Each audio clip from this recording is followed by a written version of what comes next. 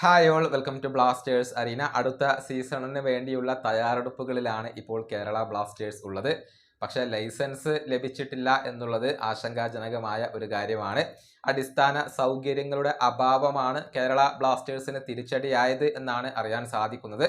അതെല്ലാം പരിഹരിച്ചുകൊണ്ട് അടുത്ത സീസണിലേക്കുള്ള licence Kerala Blasters നേടിയെടുക്കും എന്നാണ് പ്രതീക്ഷിക്കപ്പെടുന്നത്. എല്ലാ മേഖലയിലും മാറ്റങ്ങൾ വരുത്താൻ ഇപ്പോൾ കേരള ബ്ലാസ്റ്റേഴ്സ് ആഗ്രഹിക്കുന്നുണ്ട്. ഇതുമായി ബന്ധപ്പെട്ട ഒരു അപ്ഡേറ്റ് ഇപ്പോൾ ധനഞ്ജയ് നൽകിയിട്ടുണ്ട്.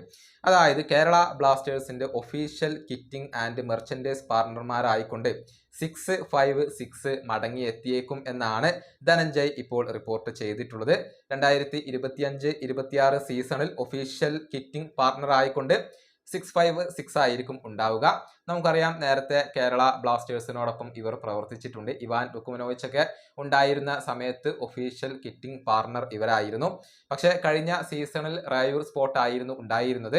എന്നാൽ അവർ ഇനി തുടരാൻ സാധ്യതയില്ല. പകരം 656 തന്നെ ഇപ്പോൾ തിരിച്ചെത്തും എന്നാണ് ധനഞ്ജയ് അറിയിച്ചിട്ടുള്ളത്. ഏതായാലും ഈ ഒരു സ്പോൺസർഷിപ്പിന്റെ കാര്യത്തിൽ മാത്രമല്ല, മറ്റു പല മേഖലകളിലും മാറ്റങ്ങൾ ഉണ്ടാകും എന്നാണ് പ്രതീക്ഷിക്കപ്പെടുന്നത്. കോച്ചിങ് സ്റ്റാഫുകളുടെ കാര്യത്തിൽ മാറ്റങ്ങൾ വരുന്നുണ്ട്. പലരും ക്ലബ്ബ് വിട്ടു പോവുകയാണ്. പുതിയ പരിശീലക സംഘം എത്തിയേക്കും. അതുപോലെ തന്നെ താരങ്ങളുടെ കാര്യത്തിലും വലിയ മാറ്റങ്ങൾ ഇപ്പോൾ പ്രതീക്ഷിക്കുന്നുണ്ട്. ഈ വീഡിയോ അവസാനിപ്പിക്കുന്നു. അടുത്തൊരു വീണ്ടും കാണാം.